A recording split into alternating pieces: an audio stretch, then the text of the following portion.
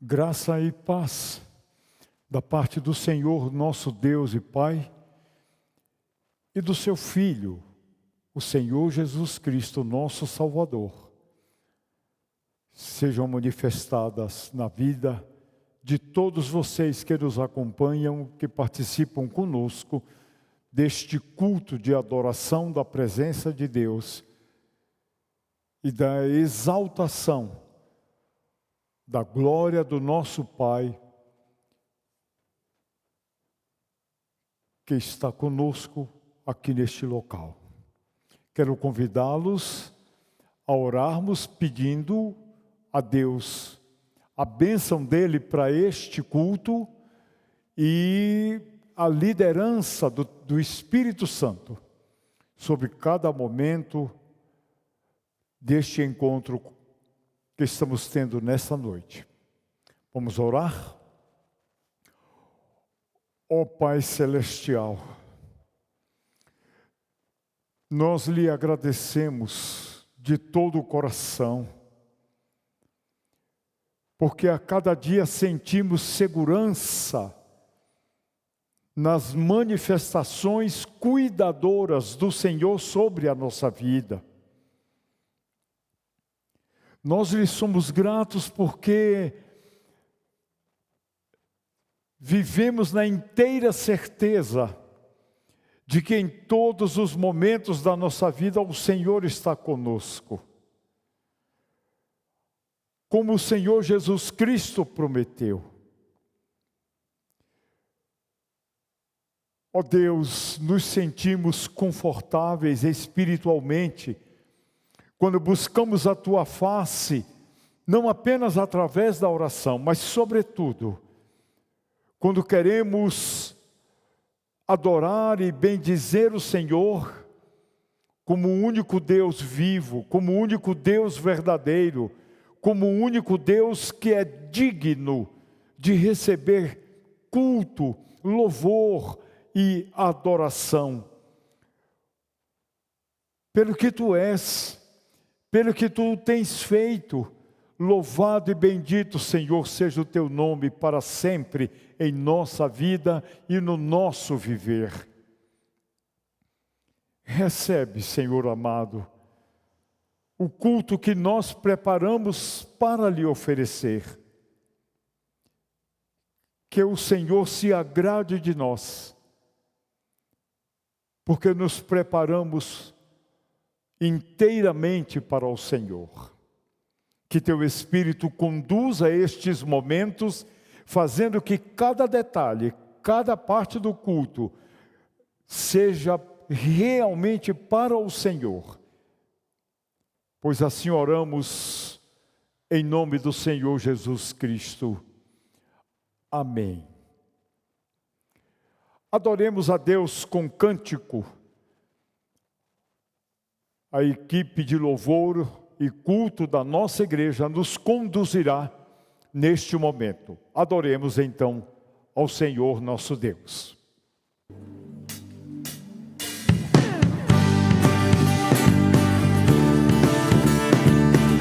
Vamos lá, expresse louvor, expresse adoração, cante ao nosso Deus.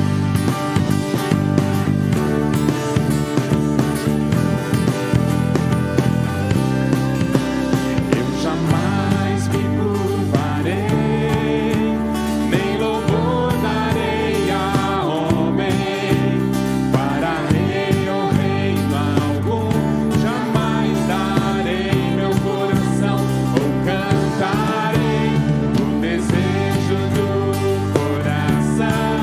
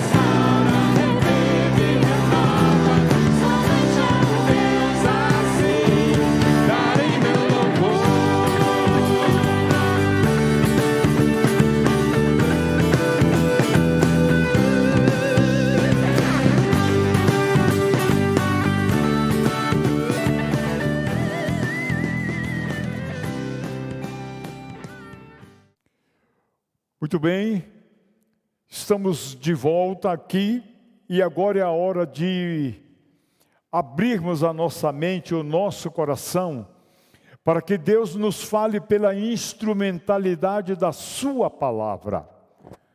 Essa palavra que é viva, essa palavra que é eficaz, que é penetrante, esta palavra que instrui, que orienta, que fortalece, essa palavra que ensina, que corrige, que nos prepara e nos torna aptos para toda a boa obra que Deus nos salvou para que as pratiquemos neste mundo.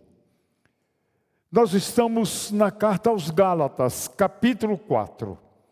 E desde o primeiro estudo até agora, o objetivo de nos concentrarmos na carta aos Gálatas é para nós aprendermos como viver embaixo da graça de Deus e não da religião, e não de regras, e não de leis.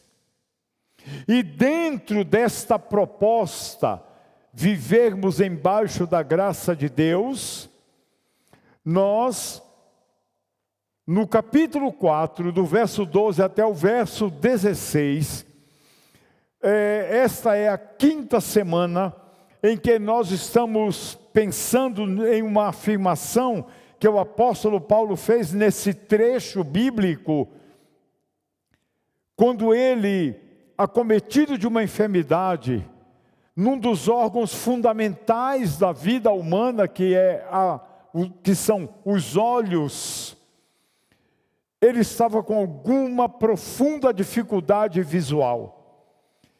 E ele reconhece isso, mas ele diz aos queridos irmãos da Galácia que o seu problema, provocado pela visão deficiente, não o impediria de seguir fazendo a obra e a vontade de Deus.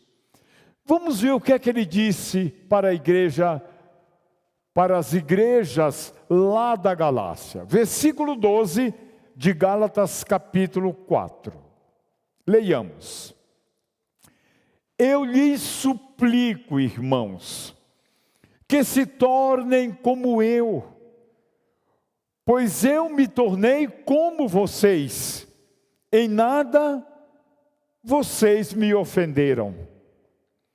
Como sabem, foi por causa de uma doença que lhes preguei o evangelho pela primeira vez. Embora a minha doença lhes tenha sido uma provação, vocês não me trataram com desprezo ou desdém. Pelo contrário, receberam-me como se eu fosse um anjo de Deus, como o próprio Cristo Jesus. O que aconteceu com a alegria de vocês? Eu tenho certeza que, se fosse possível, vocês teriam arrancado os próprios olhos para dá-los a mim.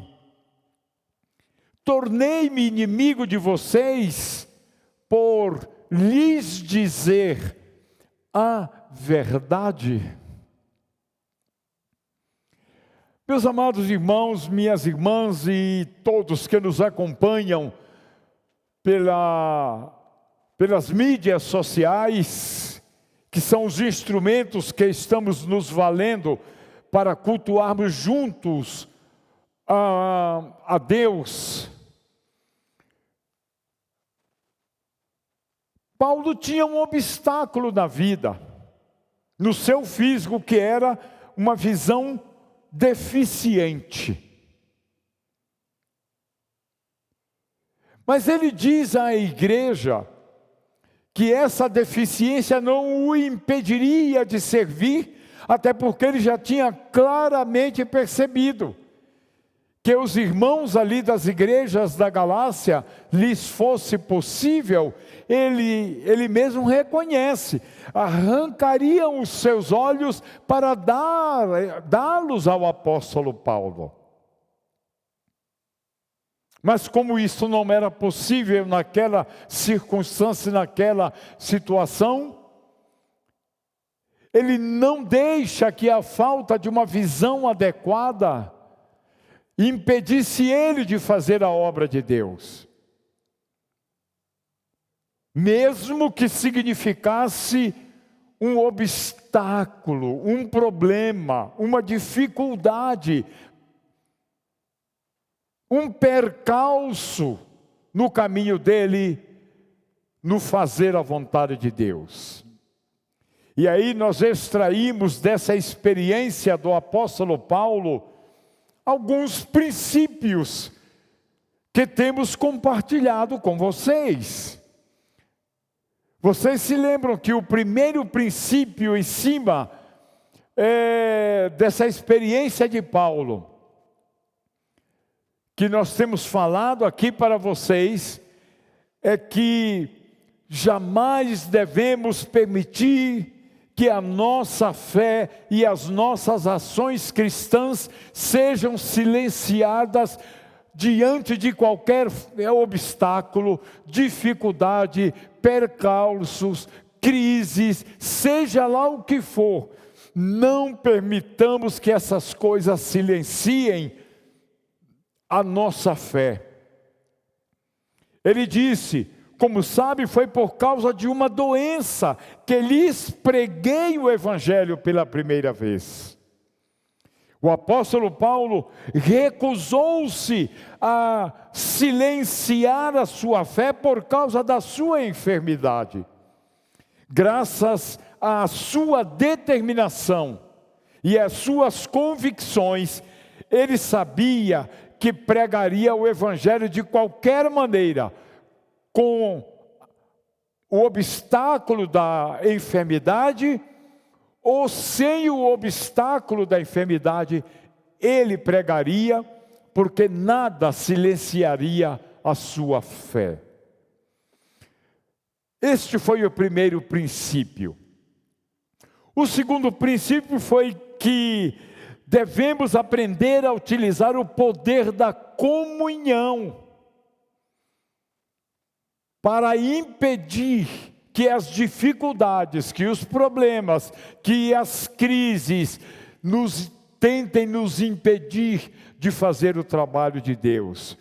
E aí é maravilhoso como quando nos unimos em torno de um irmão, em torno de uma irmã, como lhes oferecendo amor, carinho, comunhão, fraternidade.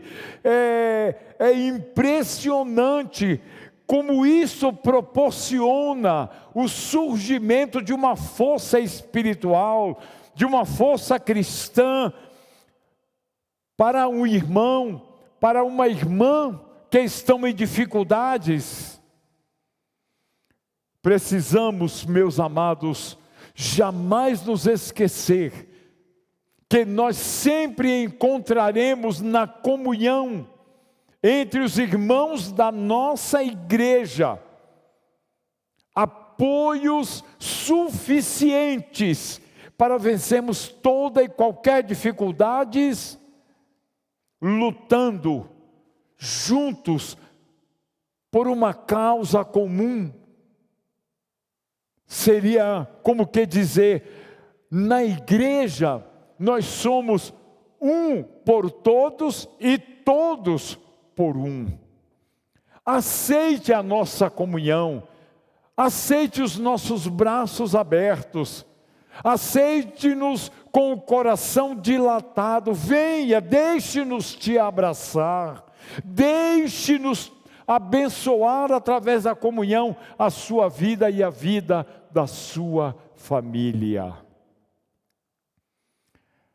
O terceiro princípio, que já falamos de isso na semana passada, foi use as dificuldades e os obstáculos da vida para aprofundar a sua fé no que é espiritual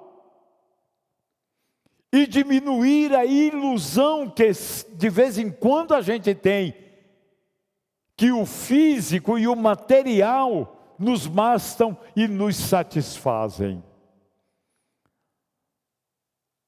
Meus amados, quanto mais profundamente dermos base à nossa fé,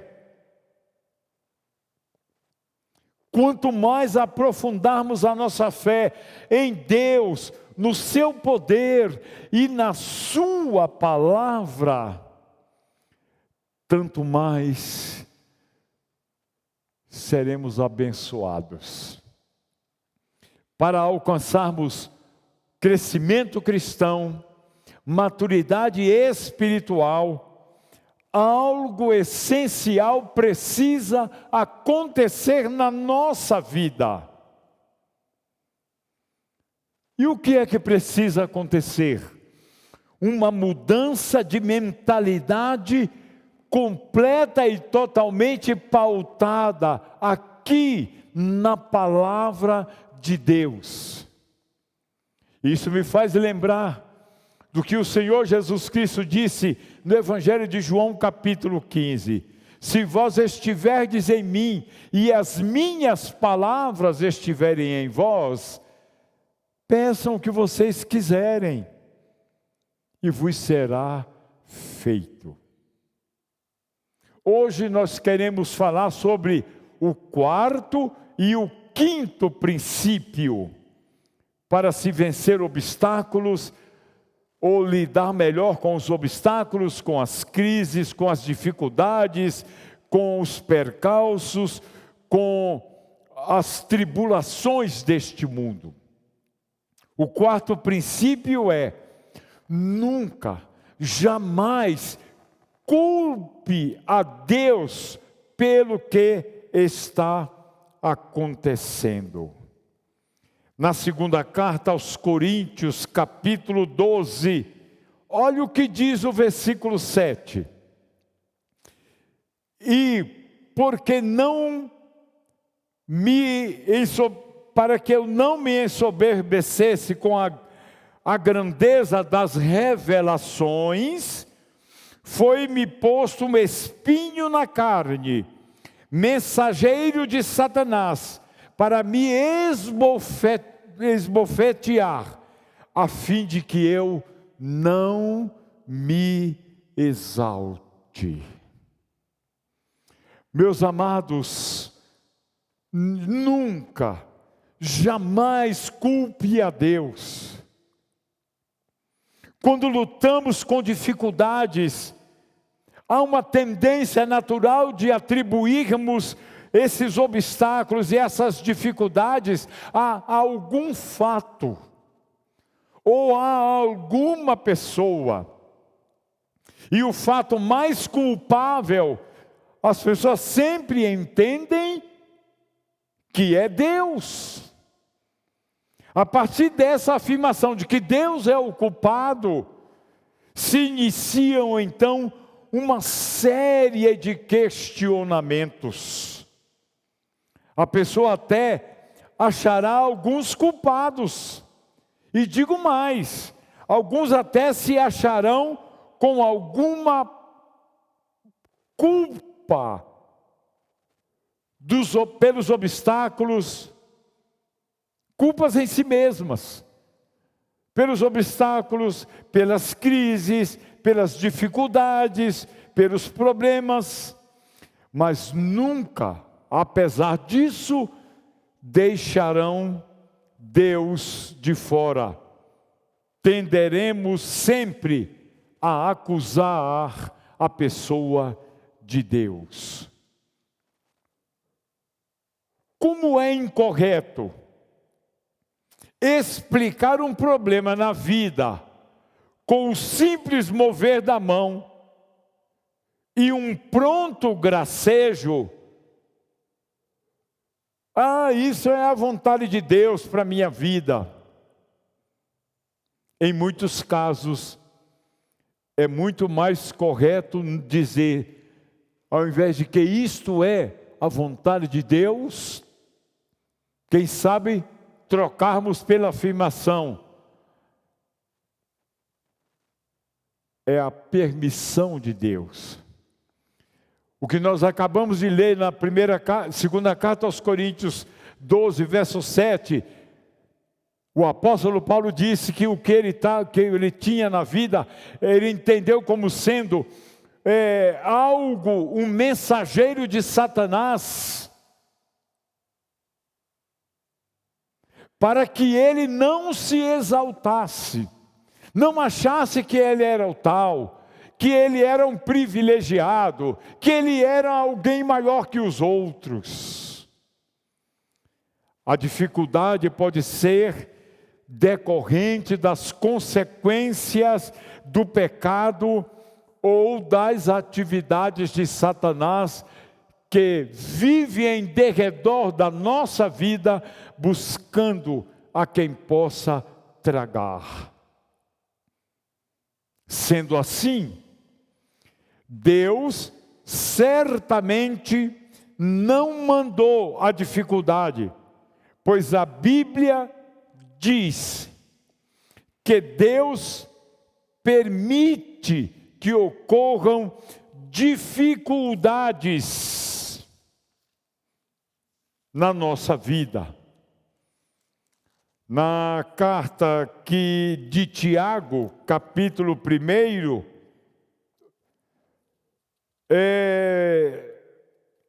no versículo 2, a gente lê assim: meus irmãos, tende por motivo de toda alegria o passardes por várias provações, sabendo que a provação da vossa fé, uma vez confirmada, produz perseverança.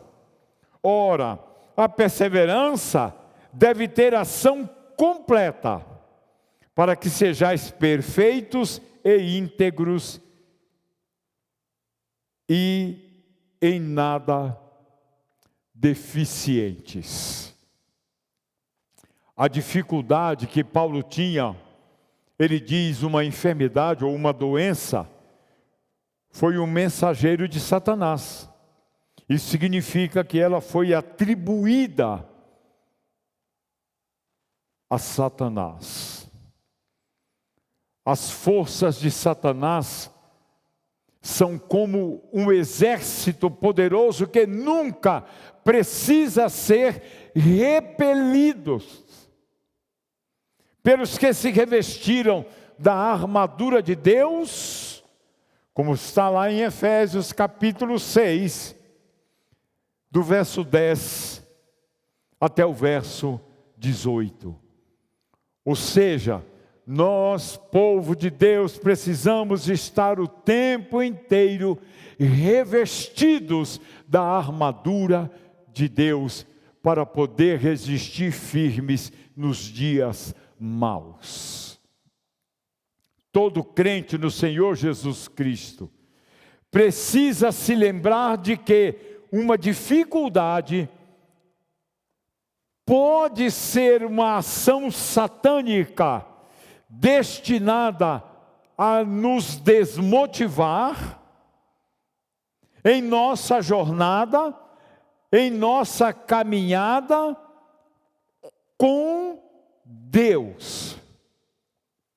Basta ler a carta aos Hebreus, capítulo 3, de 7 a 19, ou ainda você ler Mateus capítulo 13, versículo 19. Quando dificuldades e obstáculos aparecem no caminho da nossa vida, meus amados, o que nós devemos fazer é permanecer fortes e jamais culparmos a pessoa de Deus. Venha comigo à primeira carta de João, lá perto do Apocalipse, capítulo 2, versos 13 e 14. Primeira carta de João, capítulo 2, versos 13 e 14, dizem: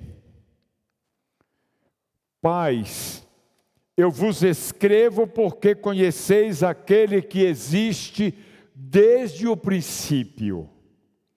Jovens, eu vos escrevo porque tendes vencido o maligno. Filhinhos, eu vos escrevo porque conheceis o Pai. Pois eu vos escrevi, pais, eu vos escrevi porque conheceis aquele que existe desde o princípio. Jovens, eu vos escrevi porque sois fortes e a palavra de Deus permanece em vós e tendes vencido o maligno.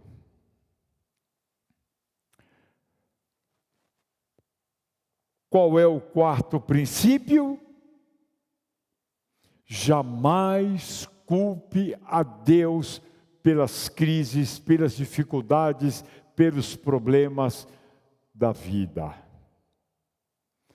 Quinto princípio: aprenda a aceitar e a conviver com irmãos e irmãs que têm limitações, e trabalhe e sirva dentro das restrições que às vezes esses irmãos e essas irmãs impõem sobre nós.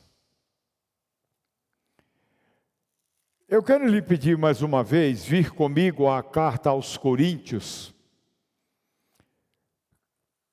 capítulo 12, mais uma vez, voltando a este capítulo, para lermos, segundo aos Coríntios 12, verso 9. Lá diz assim: Mas ele me disse, a minha graça te basta, pois o meu poder se aperfeiçoa na sua fraqueza. Portanto, eu me gloriarei ainda mais alegremente em minhas fraquezas, para que o poder de Cristo repouse sobre mim. Se soubermos reagir aos problemas, aos obstáculos, às crises e às dificuldades, nós veremos o poder de Cristo repousando sobre a nossa vida. Ainda aí, na segunda carta aos Coríntios, só que agora no capítulo 4. Vem ali comigo. Segundo aos Coríntios, capítulo 4, versos 8, 9 e 10. Segundo aos Coríntios 4, versos 8, 9 e 10. Dizem assim: de todos os lados somos pressionados, mas não desanimados. Ficamos perplexos, mas não desesperados. Somos perseguidos, mas não abandonados. Abatidos, mas não destruídos.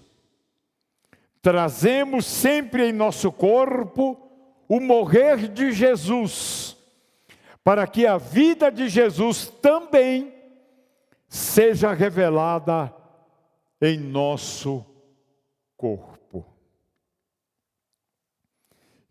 Que instrução maravilhosa nos é dada por esta palavra do Senhor. Quando Paulo lutou com os obstáculos e as adversidades da vida, ele sempre aceitou aquelas situações que ele não podia mudar.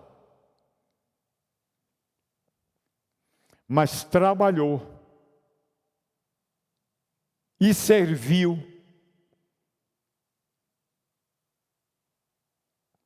dentro das restrições que os obstáculos, que as dificuldades, que as crises, que os problemas e que as tribulações desta vida nos impõem.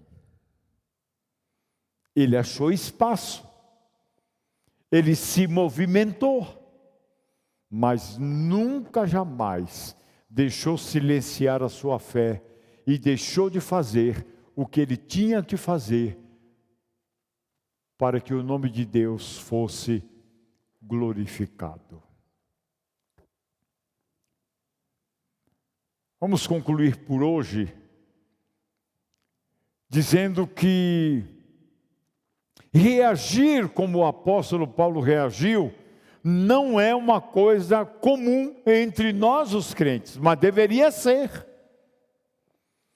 Quando nós enfrentamos adversidades, geralmente nós sucumbimos, ou às tentações, ou às desistências. Nós permitimos que a frustração e o aborrecimento nos vençam. Mas, meus amados, em vez de trabalhar com o que temos e atuar dentro das limitações que são impostas pelos obstáculos, simplesmente a gente ou não faz nada ou entrega os pontos. O apóstolo Paulo, entretanto, é usado por Deus, mesmo limitado, no espaço minúsculo da vida. Ele sabia o que fazer, ele sabia como fazer, ele sabia por que fazer.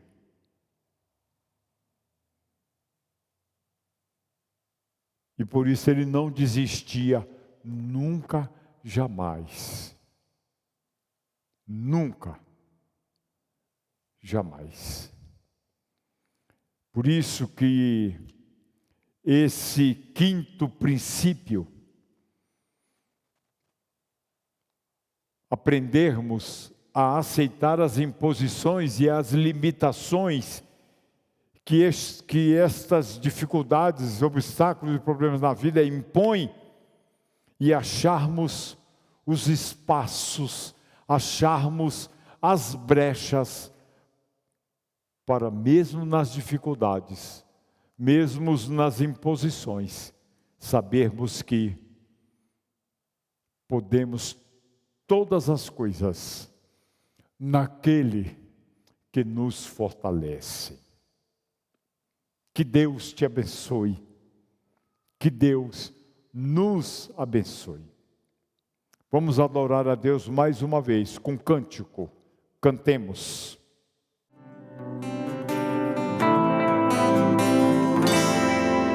Cada vez que eu abrir a minha boca,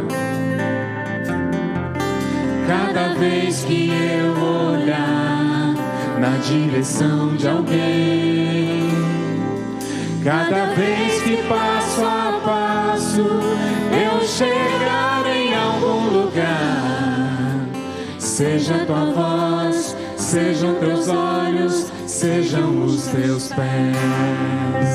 Cada vez que eu tocar num rosto em branco, cada vez que eu fizer o que já não se faz, cada vez que em silêncio eu dou ar a outra face, sejam tuas mãos, seja tua graça e o teu amor.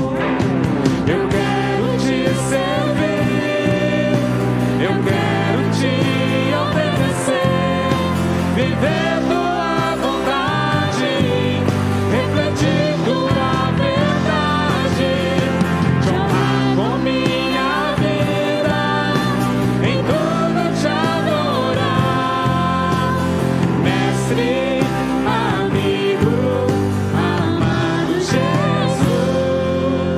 Esse é o meu querer.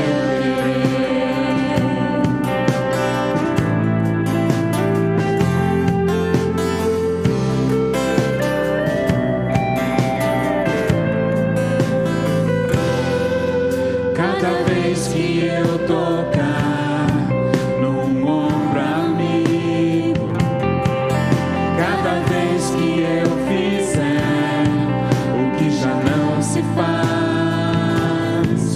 cada vez que em silêncio eu dou ar a outra face, serei tuas mãos, venha tua graça e o teu amor. Eu quero te servir, eu quero te obedecer, viver tua vontade, refletir tua verdade, te honrar com minha vida, em tudo te adorar, mestre, amigo, amado Jesus, esse é o meu querer.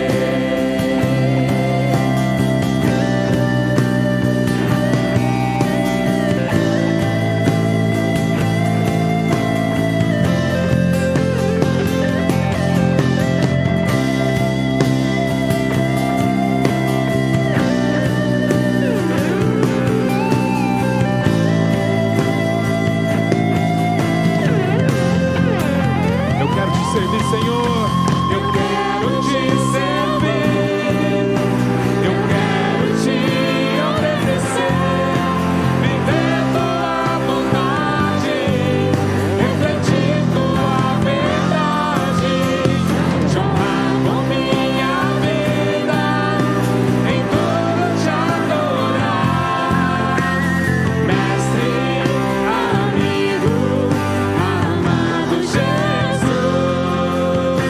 te honrar com minha vida, em tudo te adorar, mestre, amigo, amado Jesus,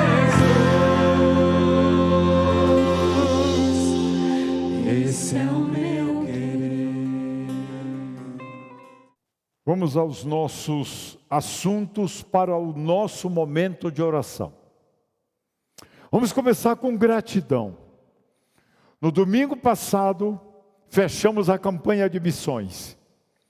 Com a graça de Deus e a generosidade do povo de Deus na IBV Nova, o alvo de 40 mil foi ultrapassado, com a participação dos irmãos daqui, da IBV Nova, e da IBV Nova lá em Cambará. Foi uma vitória maravilhosa.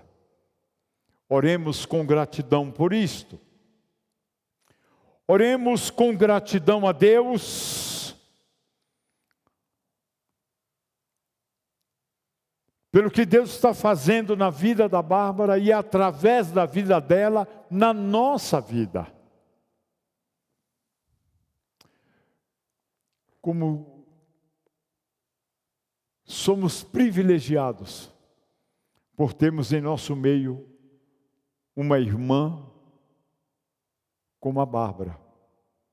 Mas ela não é a única, temos outros irmãos. que são uma grande inspiração para todos nós.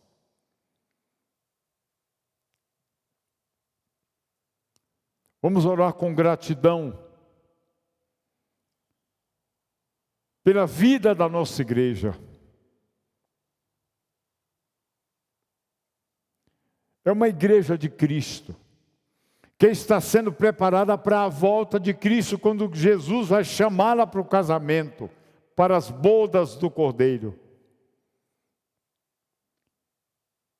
Vamos orar pela igreja,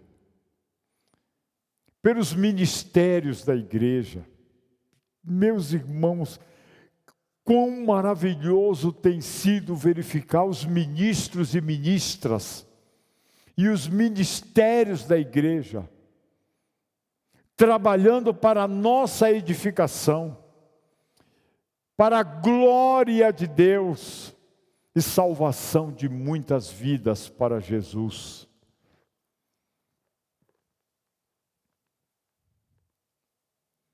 Vamos orar. Vamos orar pela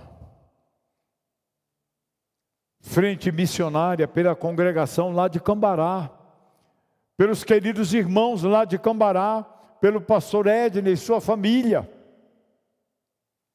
Vamos orar com gratidão pelos irmãos de Ibiporã, pelo pastor Paulo e sua família. Vamos orar pela frente missionária de Grandes Rios, pastor Giovã, sua família. Vamos orar pelos que estão se preparando para se tornar membros da igreja. Seja por batismo, seja através de outros meios. Carta de transferência, aclamação, testemunho, enfim. Vamos seguir orando por Tainá, pelo Mateus, lá na Inglaterra, pela vida e saúde dela, principalmente. A irmã Marina está chegando aqui no Brasil para tratar da saúde do Rick, o filhinho dela, com o pastor Anselmo. Salvo engano de informação, chegou ao Brasil ontem. E logo estará aqui conosco para matarmos as saudades. Vamos orar pelo pastor Anselmo, lá em Angola. E pela Miriam, que ficaram lá. Pelo pastor Alex e Carol e o Pedrinho, lá nos Estados Unidos, no estado da Flórida. Pastor Jonas, lá em Rosário do Sul, no Rio Grande do Sul, perto do Uruguai.